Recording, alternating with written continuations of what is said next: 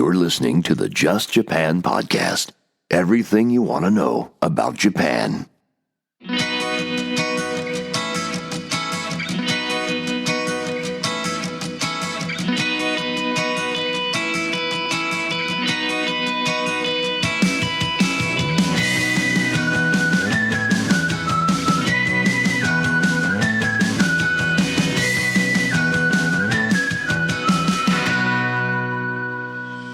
Well, hey there, folks, and welcome to another episode of the Just Japan podcast. Everything you want to know about Japan. My name is Kevin O'Shea, a Canadian who has been podcasting about Japan for many years. I've lived in Japan.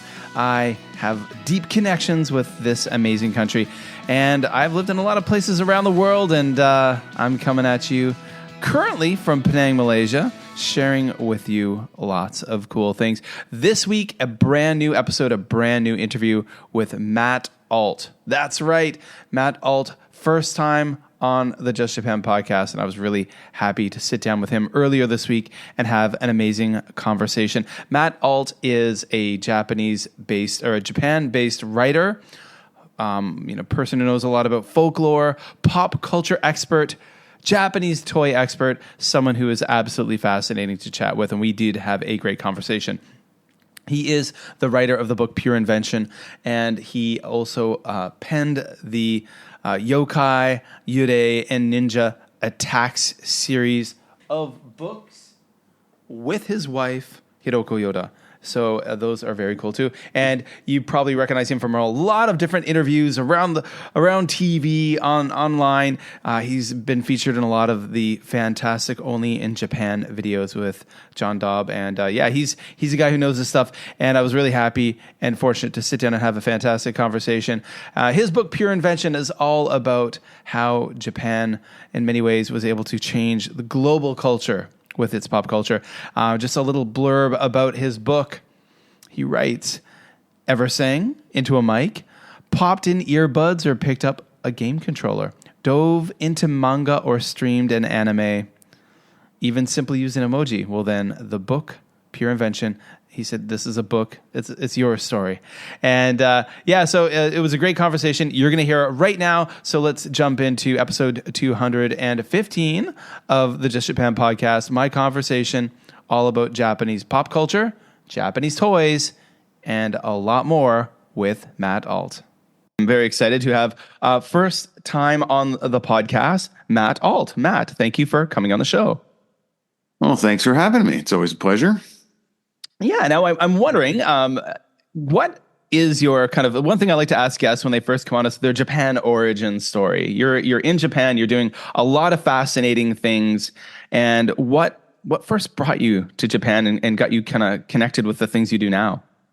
Big question. Well, yeah, I've always had an interest in Japan. My first glimmerings, if you want to call it that, came through toys. I was born in 1973, so I came of age in the late 70s and early 80s, and that was sort of a golden age for Japanese toys hitting the North American and European as well marketplaces. Things like the Shogun Warrior toys that came out in the 70s, and Marvel Comics made their own story out of them, or the Transformers and Voltron, Robotech.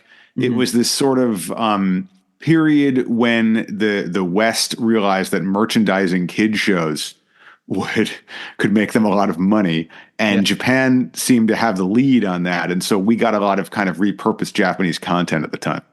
Okay, that's really interesting because I'm a child of the '80s as well, and I recently I've been just traveling down the nostalgia route, but I've been recently following a lot of kind of 80s based or 80s kind of centric Instagrammers who do lots of neat stuff where they show like toy collectors essentially. And I'm kind of reminiscing about a lot of the things and a lot of toys I was really into. And interestingly enough, when I was growing up, where I grew up, I suppose it was a lot of the geography. I didn't have access to the kind of Japanese toys or that Japanese content. It was all He-Man and Smurfs and all of that kind of stuff. Which is really fascinating. I've seen some interviews you've done talking about the different Japanese toys you were able to collect as a child. And I was actually talking to my kids this morning at breakfast and saying that really the only kind of Japanese content I got was the English version of Adam, which was called Astro Boy. Oh, Astro Boy, right? Sure, yeah. And my wife still winces because I used to be on CBC TV every morning at 7 a.m. while I was getting ready for school. And I can still sing the theme song in English, which she despises the fact that there's an English version of it. There's actually English versions of a lot of those classic anime theme songs. Star Blazers, which is Space Cruiser Yamato, has it as well. But, I couldn't get a lot of this stuff either. And I think that scarcity, that feeling that there was more out there was as much what drove me as anything else. These days, and I don't want to sound like, the grandpa who had to walk uphill to school both ways, but back in the 70s and 80s, way before the internet and way before Amazon and all of these streaming services and things like that, it was a lot more difficult to get not only products such as the merchandise or the anime shows themselves, but even just simply information. Yeah, it was really tough. Yeah, it's interesting. I was thinking about, you mentioned Robotech, and that was the only thing I remember in my house. My older brother, who's 2 years older than me, he got into Robotech because I think on the Canadian Broadcasting Corporation, they were playing episodes of it, and then he got into it, and then for some reason at our local bookstore, they sold Robotech, like the Robotech series of books, and he bought them all. He had the whole series. The novelizations. I remember those. Yes, and that was it was really interesting for me. And then it wasn't until years later, as maybe a young adult, I came across Gundam, and I was like, Gundam, right? That's like Robotech in my mind. That's like what my brother used to watch. It's giant robots that were jets and they fought aliens, and I was like, oh, that's cool. Yeah. Yeah, no, it was very different than the type of stuff we were getting in the West. And actually, a Gundam, a book, somehow my mother must have found it somewhere, maybe at an import shop, or she had ordered it from somewhere. I got at a quite young age in elementary school, this big 8.5 by 11-inch art book of nothing but Gundam model kits. And so these weren't just, characters. They were actually, you could tell they were physical products. And I couldn't find anything like this on my shelves. And I loved the designs in that. I poured over that book. I couldn't read a single word.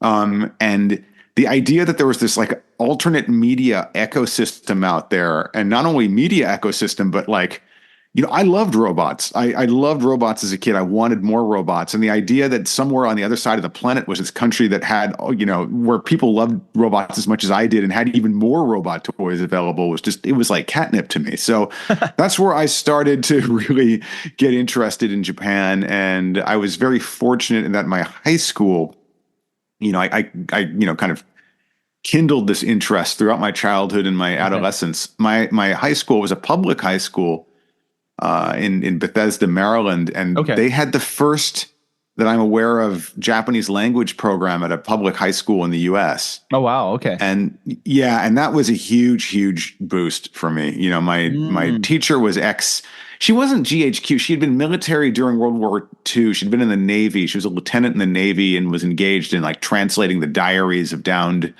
Zero fighters and captured stuff. Yeah, so that's where she came up. She had been trained by the American military and was a translator and interpreter all during the war. And it took her decades after World War II to get a Japanese program started. She's actually Swedish by descent, and then lived her whole life in America.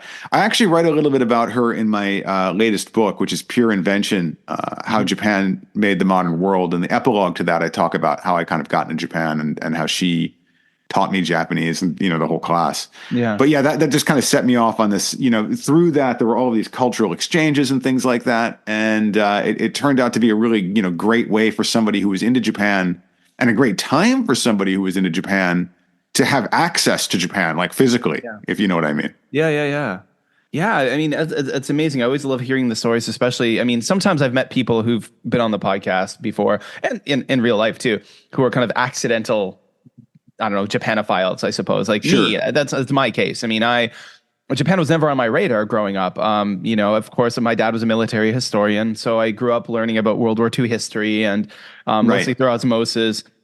And then I got older and I worked in game development in Canada, and then I moved abroad one year to be an English teacher in South Korea. That 1 year turned into 5, and then I met my Japanese wife in South Korea. And then, I ended up going back to school in Canada, got my teaching credentials, became a public school teacher. And then I moved to Japan and was working in international schools. And that's where I fell in love with toys. I was a late bloomer. So for me, it was basically like having a child. When I had my first child, my first son, like my son, unfortunately for my bank account, but fortunate for my son, there was a Toys R Us across the street from my school. And this was, in the Kobe area. And that's where I discovered Tomica, and I fell in love with Tomica, and then the Plata. Oh, the Tomy cars. Yeah. That's a storied series of of toys. I mean, I'm not sure if you can see right now. I'm going to very carefully turn my laptop, but at my desk, I've got several, I collect a lot. Oh, look at that. Yeah. and there's more that you can't see, but I collect Tomica, especially I collect first responders. That's kind of my specialty. I see. I don't know. Very good Paw Patrol of you. Well, I don't have any of those, thank God. But yeah, I think that happened during lockdown in China. When I was locked down, I couldn't leave my apartment and for weeks and weeks at a time, but I could still get things delivered. So that's when I started. I see. Collecting. Yeah, well, I think toy companies were actually big. I hesitate to use the word winners because it sounds so cynical, but they did well during pandemic. I know that Gundam model sales were up. People were stuck inside. They were looking for stuff to do, looking for stuff to buy. Yeah. And toys and diversions and escapes of all kinds really helped, kind of fill people's time back then.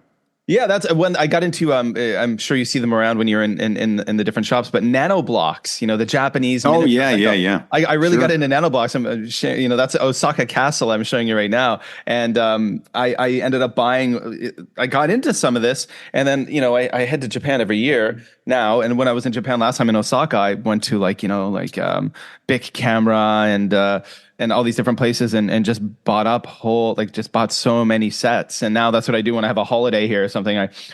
I'll be putting on some podcasts and sitting down and building like Himeji Joe or Osaka Joe or, something like that. Well, you have kids, so you'd probably be better, positioned to comment on this than I would. But my impression is that most of the toys being made in Japan right now are for grownups. The kids do, of course, play with toys, but to me, especially once they get a little bit older, they quickly gravitate toward data. Yeah. Games and things like that. Absolutely. Yeah, absolutely. So, I would completely say that. Obviously, when my son was, 3, 4, 5 years old, he was into the Tomica, but by the time he hit maybe, I'd say 7, 8 years old, he was losing the interest was waning. Obviously, he wouldn't be playing with trains and the Plaid Rail trains. Those are for really young ones. Now all he does is play Fortnite. And he's a teenager. He's a teenager now. So now the world.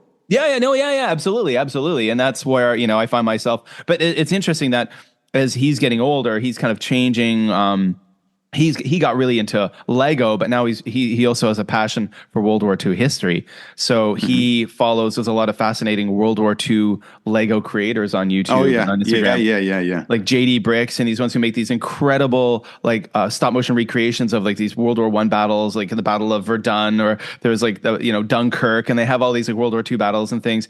And so it's interesting. He's kind of gone into that, but it's kind of a more complex thing where he wants to do stop motion and he's using cameras and editing. I've heard about this. Yeah.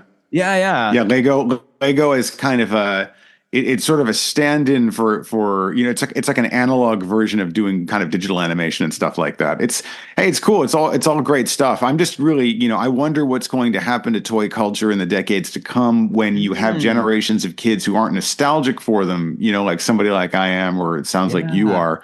When you don't have that base of nostalgia, I wonder if it's the culture is going to change so fundamentally that maybe we don't even recognize things as toys anymore.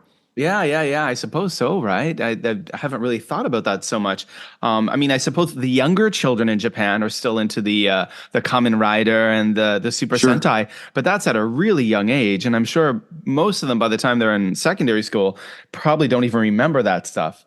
Yeah, you wonder. It's I remember, years back translating the catalog or something for a Kamen Rider Henshin belt, one of those, that you're supposed to put it on and transform into Henshin Rider. I unfortunately remember those. Yes. Oh yeah, no, this one it was obvious it was made for adults. It wasn't made for kids. Really? Okay. It was like a very expensive replica of the one worn by the first Kamen Rider in 1971. And it was, this was years back. This is probably 15, 20 years back when I first moved over here. And we still, I don't really localize and translate as much as I used to, but we still do work with several toy industry clients. And it's funny, like the stuff that we're asked to translate is inevitably for big kids, so to speak, not little ones. Well, I mean, a couple of things that pop into my mind when you're talking there. The first thing, and you had mentioned this earlier on when we were talking about how, it was the Japanese were the kind of first to kind of really get the marketing thing, with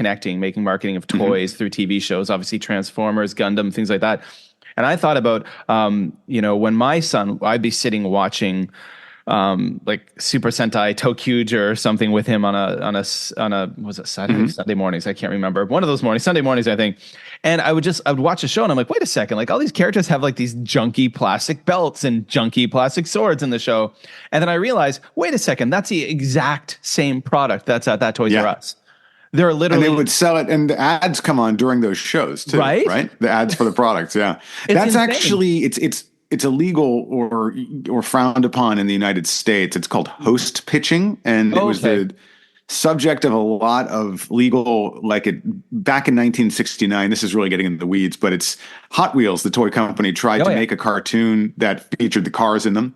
And they got basically shut down by the American FCC, who said, you can't do this. It's going to rot the minds of kids to see the things they want to buy in the show. And for many years, it was illegal in the States, and illegal is probably a strong word. It was basically everybody agreed to go along with this ruling and didn't challenge it. Meanwhile, in Japan, there was nothing like that. So you had this whole ecosystem of where a toy company would sponsor a show, and then along with the TV channel, and you would get the toy company designing the characters that are in the show. And so it looked like it was a cartoon made for art's sake, but actually everything in there was being dictated by the sponsor. And kids loved this. Kids loved it. They loved being able to buy the, icons of, avatars of the things they saw on screen. And it was hugely profitable too. So what happened was, in the West, after Star Wars hit, and George Lucas realized that all the money was in the action figures, he literally made way more money off the merchandising than he did off his directorial fees or anything related to the film. Yeah. The other toy companies started to flip out. They're like, wait a second, why is it bad that, why can't we pitch things to kids on TV, but like George Lucas can do it in the movie theater? What's the difference here? And that opened the floodgates. So basically a ruling when Ronald Reagan took over, he deregulated the FCC, which had some other really unintended consequences for knocking down fairness doctrine and allowing partisan political media to take hold, which is kind of what defines the American mediascape today. But it also allowed kids TV to be uncensored, not uncensored, but unregulated. And that's where you got this flood of the Saturday Morning Fever cartoons, which are basically pitching products of all kinds. He-Man's in there. That's an American one. G.I. Joe, although it's animated in Japan. Most of them were animated in Japan. So, okay. Yeah, that's how we kind of Japanized ourselves, so to speak. Yeah. Wow. Okay. Yeah.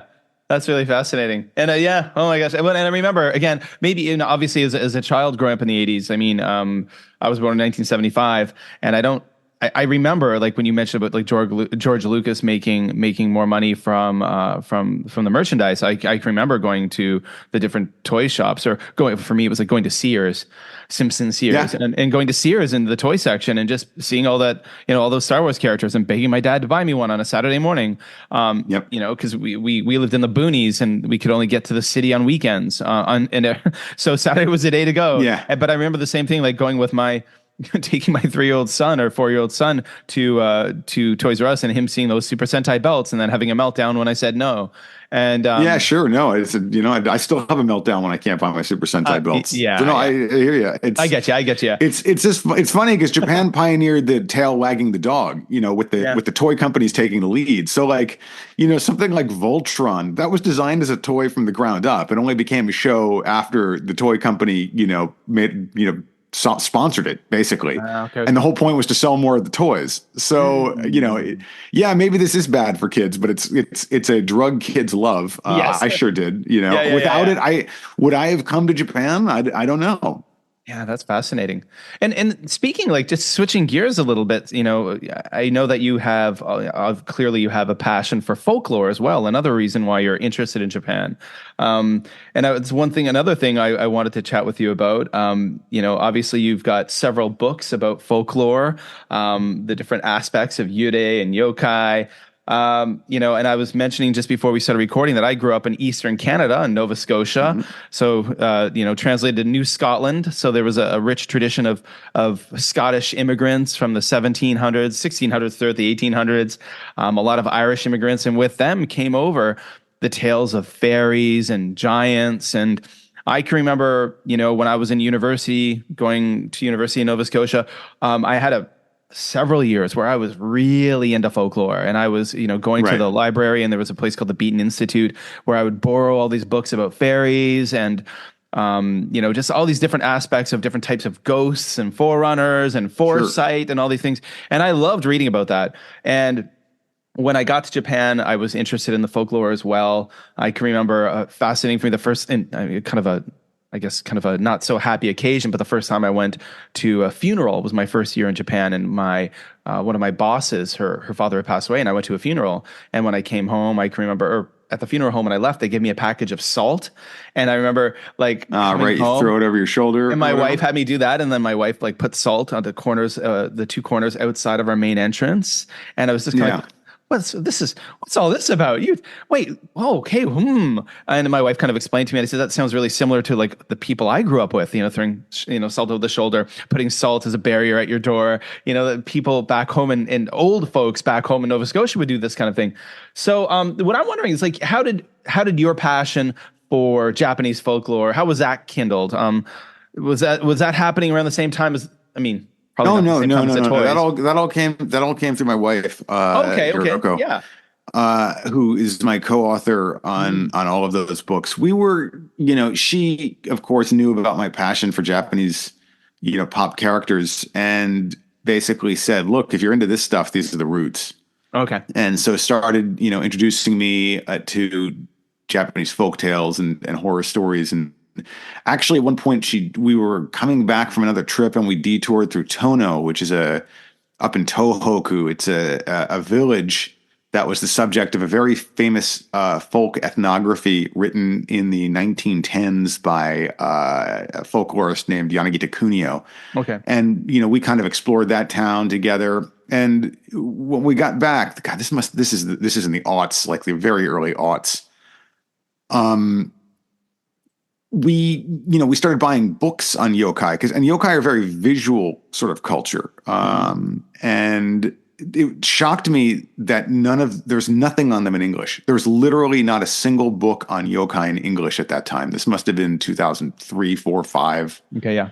And that was what sparked our idea. Hey, we should pitch a book on this, an encyclopedia on this, because this is like just a really rich aspect of Japanese culture, not just folklore, but culture. There's references to yokai in everything from idioms to food, like kappamaki are named after a yokai, or, and that's where we came up with the idea to write Yokai Attack, the Japanese monster survival guide. And we positioned it as a survival guide because there was a big boom for survival guides at the time. Max Brooks came out with the zombie survival guide, and there was a series of other ones. And the yokai seemed like a natural sort of fit for that sort of thing. And whenever you're pitching a book, whenever you're writing a book, it's really, really, really critical that there are what are known as comps, comparative titles, that you can talk to the publishers about and say, look, there's we're not trailblazers here. We might be trailblazers in this aspect of this, but this is a known genre of book, a type of book that sells. And Gotcha. that really helped us to get the book deal. And we did with Kodansha International, and it did really well for them. And it led to a sequel and another. And, what first about ninja, and then another one about Yurei, Japanese ghosts. And that was kind of our folklore period, if you want to call it that, I think Yokai Attack came out in 2008, I want to say. And Ninja Attack was like 2010. And then Yurei Attack was 2011, I believe. Okay. So it was this period when we were just writing a lot, researching a lot about folklore and doing a lot of talking about it and stuff. And we were, I don't say this with any kind of false, bravado or like trying to pat myself on the back or anything. We were the first. There literally wasn't anything else out there. And now there's a ton. We've been followed by a lot of different people. And I think that's cool. I think it's great because, there's just an endless amount of folklore out there, and there's obviously an endless appetite for it too. Yeah, absolutely. Yeah. Like when I head to an English, section in a bookstore, like when I'm visiting Japan and I'm, in Osaka or in Kobe and I go to a bookstore, even like, I was in a Kinokuniya in Kuala Lumpur just a few months back, and they had a massive, oh my gosh, it was Kinokuniya, right? But I mean, the Right. Japanese sections were massive. It was an incredible bookstore. It was so huge. And that's where I actually picked up a copy of Yurei Attack at that Oh, wow. Thank you. Kuala Lumpur. And there are quite a few now books about folklore and ghosts and things like that. I'm also very interested in the paranormal and supernatural. One of my other podcasts is the Supernatural Japan podcast, which I do put out from time to time. And but your books pop in a real different way because they kind of have that kind of manga quality. They've got great kind of flashy, fun pictures. The layout's fun. It's something that like my kids. So I have a soon to be 11-year-old. Right. Thank you. That's great to hear. And a soon to be 14-year-old. And I've seen like my son who's like 13 now. I've seen him looking through these books, and I've seen my daughter looking through your books as well. So that's great. Yeah, so it's something that I like, but it's also, if it was just, some of the books I picked up are just, obviously like 300 pages of text, and that for them is so exciting, right? And those books are important too. Oh yeah. There is like an academic approach to this, and we translated an introduction to yokai culture by Dr. Komatsu Kazuhiko, who is the kind of leading light, or was until he retired, about this in Japan. So yeah, but we wanted to reach as many people as we possibly could, and the yokai being such a visual culture, at least from the Edo period on. They weren't before that, but starting in like the Edo period, that became incredibly visually oriented. We knew we had to take that kind of approach. So we kind of like worked with our contacts. We found a great guy through a friend of a friend who was he's actually a former, his name is Tatsuya Morino, and he's a manga artist. And he was one of Mizuki Shigeru's last disciples, assistants. So he even had some kind of yokai pedigree. Oh, wow. You might say. And it was great working with him. He was a lot of fun. And like at that point, everybody was doing the art, like he was doing it ink on paper still. Because this is like 2007, I guess, when we were actually working on it. Now, of course, everything, even if you're like a kind of old school artist, you're turning in your work digitally. Yeah. But it was really cool working with a manga artist. That was we learned a lot from there. And then we worked with a different manga artist, Yutaka Kondo, on the Ninja Attack book.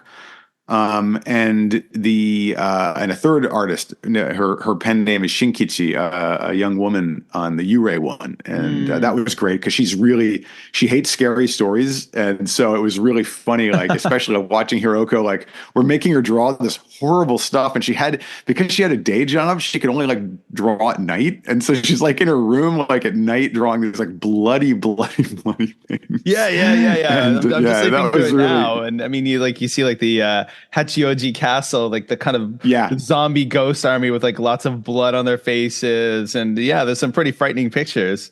Well, she and Hiroko took, I knew we wanted a hellscape because so much of Japanese, especially Buddhist Japanese art is of hellscapes, showing like the kinds of torments you'll suffer if you don't kind of follow the Buddhist path. And I didn't, I just made a couple suggestions, but it was mainly like Hiroko and Shinkichi working on it together. And they like, it's like our editor called it like Hieronymus Bosch by way of Sanrio. It's kind of kawaii and horrifying at the same time. I was really like shocked and happy when that piece of art got delivered. But yeah, no, it was a lot of fun. And this is really, we're talking the 2000s and very early 2010s. It's before Japanese like culture really blew up in the way that we know it now. And so it was, tough to make people even understand what we were doing. We're working with manga artists to make this. Like now that would be probably a huge selling point. And the books they've been in print for a really long time, but back then it's like manga, what's that? It's really part of the lexicon now, right? Like I find that as an international lexicon. I mean, like now that I've been, I left Japan in 2017 for work reasons. So just professional reasons I left. And at the end of the day, sadly to say, I discovered that I can make far more money as an international teacher when I'm not in Japan, as opposed to being in Japan, although my heart's in Japan. Sure. But one thing that I've seen over the past few years is that anime like Kimetsu no Yaiba, like Demon Slayer. How many kids did I see in China or like international school students wearing Demon Slayer shirts and T-shirts and having pencil cases and things like that? And then of course, and One Piece is just everywhere. And definitely. And Dragon Ball, Dragon Ball and stuff.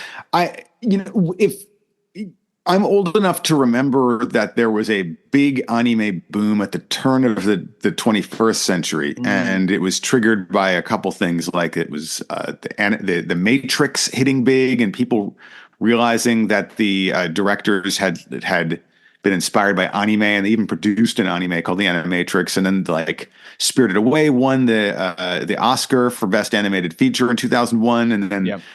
Quentin Tarantino is putting anime segments into Kill Bill, and there's all sorts of kind of cool anime crossover things happening. But it was great, but it was a fad, and it faded. It faded away pretty quickly by the 2010s and the 20 teens.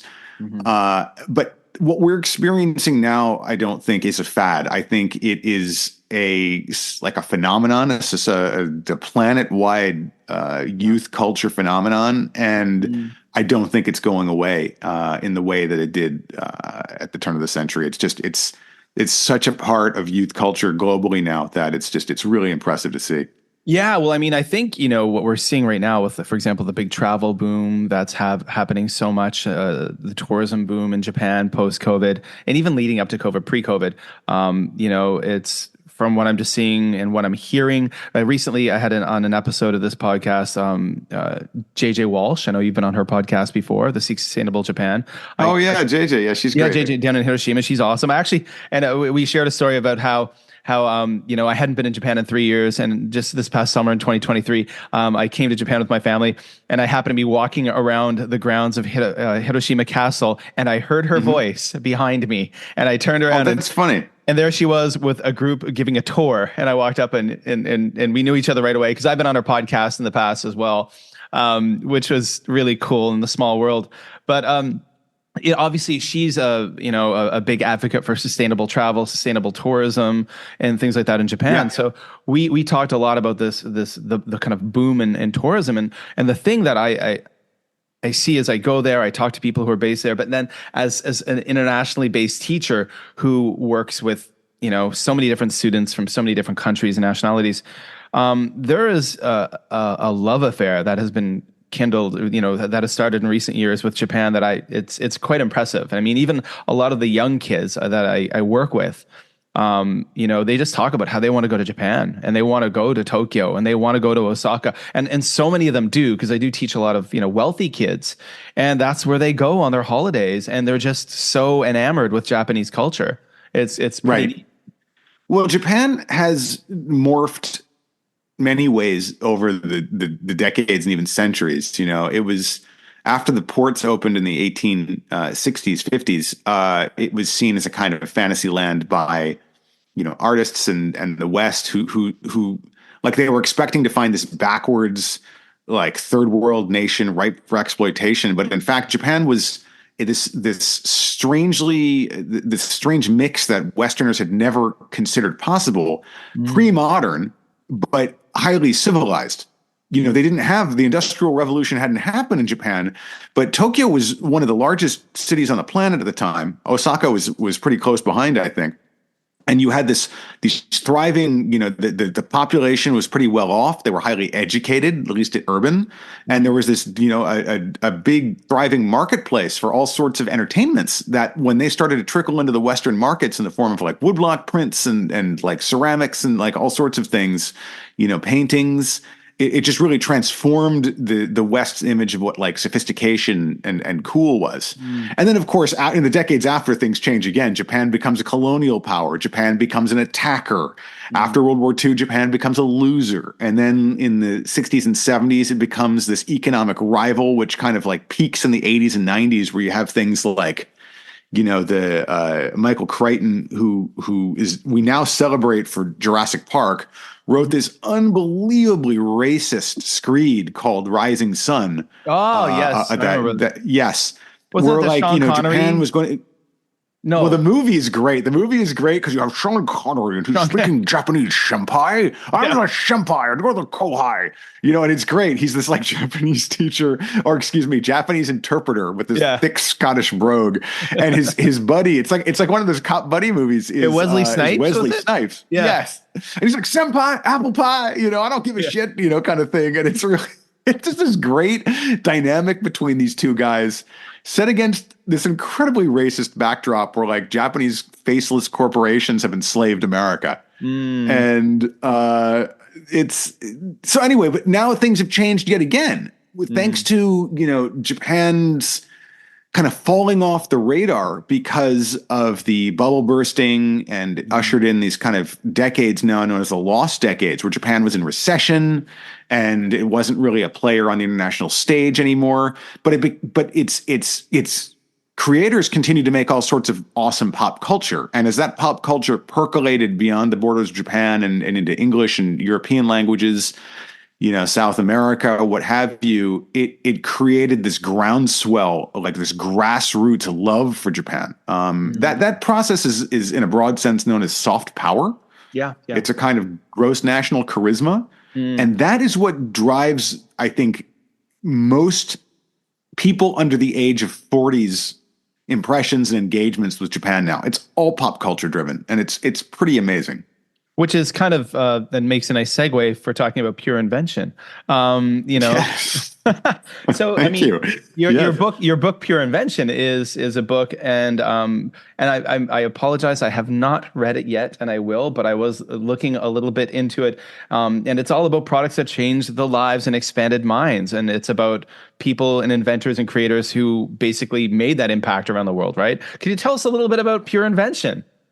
Yeah, well, so Pure Invention, How Japan Made the Modern World, available at a bookstore near you. Thank you in advance. Amazon links below in the show notes, everyone. Oh, thank you. No, but seriously, it began really simply. It started as me. I wanted to track down. I knew that things from Japan had this grip on people all over the world, and me specifically.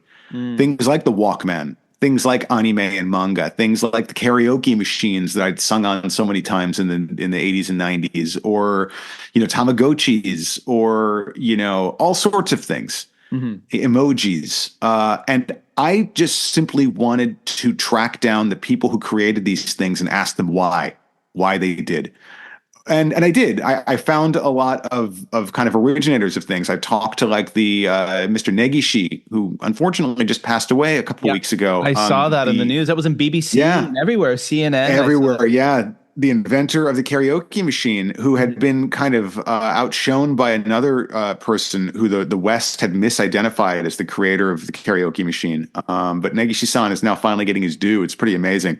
But I met him for the first time in 2018. He was 95, and he showed me the very first karaoke machine. He sang on it for us. And I met, you know, the engineer of the Famicom, which became the Nintendo Entertainment System. That was like meeting, you know, the Wizard of Oz or something like that. Wow. And talked to all sorts of people who were kind of these originators and stuff. But what I realized in the course of writing Pure Invention was that these products didn't hit just because they were well made, but also because we all over the world were coming to resemble Japan in all sorts of ways, economically, socially. Japan is a post-industrial, highly hyper-aged, you can say, society where pretty soon elderly are going to start outnumbering young people. Yeah. And those sorts of trends are happening in advanced societies all over the world. And what happened is, by getting to the future a little ahead of time in those ways, demographically, economically, socially, the tools that Japan invented for itself turned out to be the ones that we would need a little bit later. And this is why you're seeing this huge groundswell of enthusiasm for anime now, because people are desperate for escape. Young people are desperate for heroes. They feel really thrown off balance. They feel precarious. Japanese young people started feeling that in the 90s. And that is when anime really came into its own as a medium for adolescents and adults. So we're just experiencing this same boom a couple decades later because we've gotten to that point ourselves now. Okay. That was one of the big kind of realizations of the book. And it was a lot of fun to write. It was a lot of stress, but it was, it's in a certain way, it's almost like a memoir, because these are the products that made me. I grew up on the Walkman. Yeah. Right? Yeah. I grew up on the Nintendo Entertainment System. I grew up watching anime. I grew up playing with Tamagotchis and using emojis and things like that. So did most people, I think, under the age of about 50. You probably had a similar experience. Oh, yeah, absolutely. So, yeah, that's where it came from. That's why it's called How Japan Made the Modern World. And it's not like really about a fad or a phenomenon. It's about how, we're all in various ways a little Japanese today. That's fantastic. I will get I've got a big holiday coming up, 2 weeks, my spring vacation, and I will get a copy of it. Don't worry, this isn't on the final exam or anything. It's okay. Yeah. Please, do check it out. I'd love to hear what you think. Yeah. When I was at the Kinokuniya bookstore, I had Pure Invention in one hand and I had Yurei Attack in the other hand, and I'm like, which one? I'm going to buy one of these. I'm only going to get one, so I bought Yurei Attack. But there will be, of course, I will pick up a copy of that. And for all you guys out there listening, there will be links in the show notes to these books that we're talking about, where you can find them on. I'll put some Amazon links.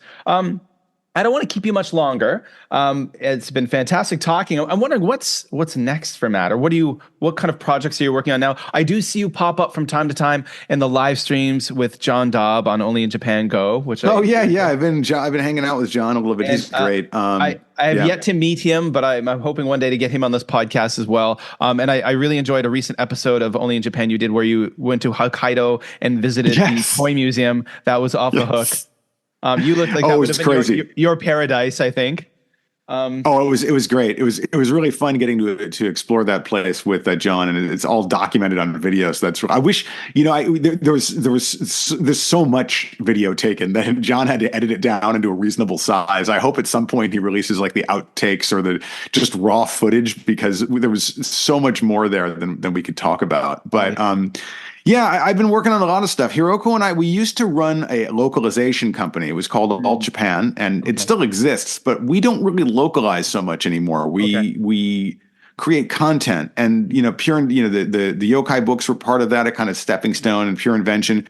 So Hiroko is about to make her solo debut as a writer. Her book is about reconnecting with Japanese spiritual traditions. Okay. And it's kind of told in the form of a memoir, and that's coming out from Penguin Random House's Tiny Reparations imprint, either late 2024 or early 2025. Really excited for that. And then I'm working on a new book proposal myself. So it's, writing. It's what we do. And hope to be doing more of in the future. Fantastic. That's awesome.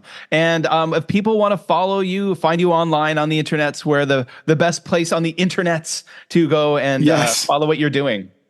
Well, you can just type my name in any search engine. There's actually not that many Matt Alts out there, but I have a newsletter that's at blog.pureinventionbook.com. Okay. I'm on Twitter, which is @Matt_Alt. I'm on Instagram, @MattAlt. I'm on Threads. I'm on Blue Sky, like you have to be these days. All of these things. All the things. So reach out. Reach out. Let me know what you think about stuff. Let's stay in touch. And I love keeping in touch with readers and answering questions and stuff. So awesome. yeah, I'll put all these links in the show notes, folks, and I'll share them out when this episode comes out later on in the week. Matt, thank you so much. It's been a pleasure meeting you, and maybe in the future, it's been great. Again. Yeah, definitely. No, absolutely. I'm always game for a good podcast, and thanks for the great questions. Well, I want to thank Matt for taking the time to come on the Just Japan podcast. That was such a great conversation. I loved it. And I know you loved that as well. Of course, go over to mattalt.com and find out what he's up to. And like he said, you can basically do a search for him anywhere at Matt Alt. That's MATT. ALT, and you'll find him all over social medias on Instagram and on X, on Blue Sky, Threads, all those places. So go check it out. I will have links below in the show notes, so go check that out. And as I mentioned, I will also be sharing links to where you can buy his incredible books on Amazon. Well, there we go, folks. What a great episode, and it's always great to get new guests on, first-time folks who, as I mentioned at the end of that interview, I hope will be on again, because Matt is someone who definitely has a lot more to share, such a deep wealth of knowledge about Japan, and for me, it's always great to sit down and learn from folks like him. Well, that's it for another episode of the podcast. Of course, I have to say things that I say all the time. First of all, I want to thank all the new listeners out there who have joined the Just Japan podcast recently. Thank you so much for taking the time to download the podcast. I'm so happy you found us, and there are definitely more of you, which is great. For those of you who have refound the Just Japan podcast, folks who had unsubscribed after the long hiatus and now you're back, hey, welcome home. It's great to have you. I have been creating more content on YouTube recently, putting up about one new vlog a week on the weekends, typically on the Busan Kevin YouTube channel. So that's, of course, youtube.com/Busan Kevin. And I'm quite active there, which is cool. It's fun to get back into vlogging and sharing with you my current experiences where I'm at here in Malaysia. I'm also want to let you know again, we've got our Patreon campaign. If you want to become a premium member, a supporter of the Just Japan podcast, of my YouTube content creation, of the Supernatural Japan podcast, come on over to Patreon, become a patron. There's so much bonus content over there right now, more and more and more. Last weekend, I pulled out an old hard drive and I was finding all of these amazing videos from back in the day, from like 2013, 14, 15, 16, 17, during my years in Japan. And I was getting those videos and uploading them to Patreon. So if you are a patron, if you become a patron at the $5 or the $10 tier, you can watch those videos. We've got the Spicy Wasabi podcast over there. And of course, video versions of all the episodes of the podcast. It's all over there on Patreon. The link will be below, patreon.com/JustJapanPodcast97. Come on over, help on out, become part of the family. And again, enjoy all the awesome bonus content that's available for you in Patreon. All right. Of course, guys, follow me on X at Mad4Maple. I am a Canadian and I do like my maple syrup. So I'm pretty active on of course, on X. You can find me on Instagram at JlandKev and at Japan Night Scenes. I've got a really active Facebook page. I post 2, 3, 4 times a day on the Facebook page, which is facebook.com/Just Japan Stuff. That link's below. All these links are below. I'm on Threads. I'm on Blue Sky, all those kind of places you need to be. So check that all out. I do post stuff on all of those things. I'm coming up on a vacation very soon, the spring holiday for me. I am an international school teacher by trade. So I'm not doing this professionally yet, folks, as I would love to. Get on over to Patreon and you can help me out with that. But I do have a holiday coming up. I've got a 2-week holiday. I'll be doing a staycation, which for me means a lot of podcasting. I plan on recording 3 or 4 bonus episodes of the Spicy Wasabi podcast, which is over on Patreon. So go over and check that out. Again, like I said, in a recent episode, I interviewed Brian Waters at My2Yen on X, and we talked all about crazy gaijin stories. So that was a lot of fun.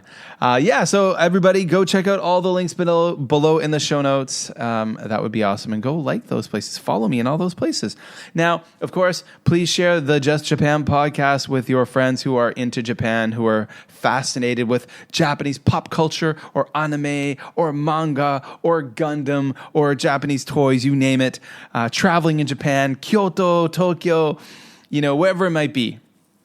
Share this podcast with them. Let them know all about it. We are back and we are growing. And that is awesome. And it's all thanks to you folks out there. All right. Well, that does it for episode 215 of the Just Japan podcast. My name is Kevin O'Shea. And thanks for listening. And no matter where you are in the world, I hope you're happy. I hope you're healthy. And I'll be talking to you again really soon.